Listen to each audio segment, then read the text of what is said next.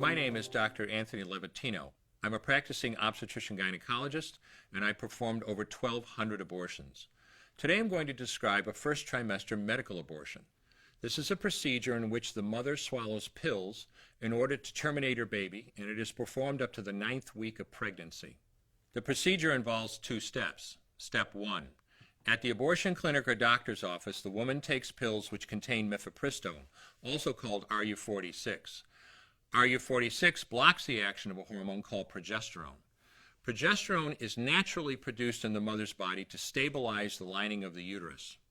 When RU46 blocks progesterone, the lining of the mother's uterus breaks down, cutting off blood and nourishment to the baby, who then dies inside the mother's womb. It is important to note that even after it has been taken, it is possible to reverse the effects of RU46 and save the baby if progesterone is administered. The sooner, the better. Step 2. 24 to 48 hours after taking RU46, the woman takes misoprostol, also called Cytotec, that is administered either orally or vaginally. RU46 and misoprostol together cause severe cramping, contractions, and often heavy bleeding to force the dead baby out of the woman's uterus. The process can be very intense and painful, and the bleeding and contractions can last from a few hours to several days. While she could lose her baby anytime and anywhere during this process, the woman will often sit on a toilet as she prepares to expel the child, which she will then flush. She may even see her dead baby within the pregnancy sac. At 9 weeks, for example, the baby will be almost an inch long, and if she looks carefully, she might be able to count the fingers and toes. After she has disposed of her baby, the woman may have bleeding and spotting for several weeks. Bleeding lasts, on average, 9 to 16 days. 8% of women bleed more than 30 days, and 1% require hospitalization because of heavy bleeding. RU46 is only FDA approved for the first 7 weeks of pregnancy. While RU46 can be used off-label up to 9 weeks, the failure rate increases as the pregnancy progresses. At 7 weeks, it has a 5% failure rate.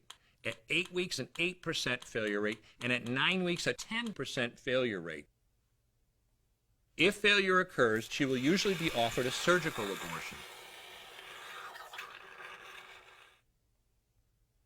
For the mother, medical abortion often causes abdominal pain, nausea, vomiting, diarrhea, headache, and heavy bleeding.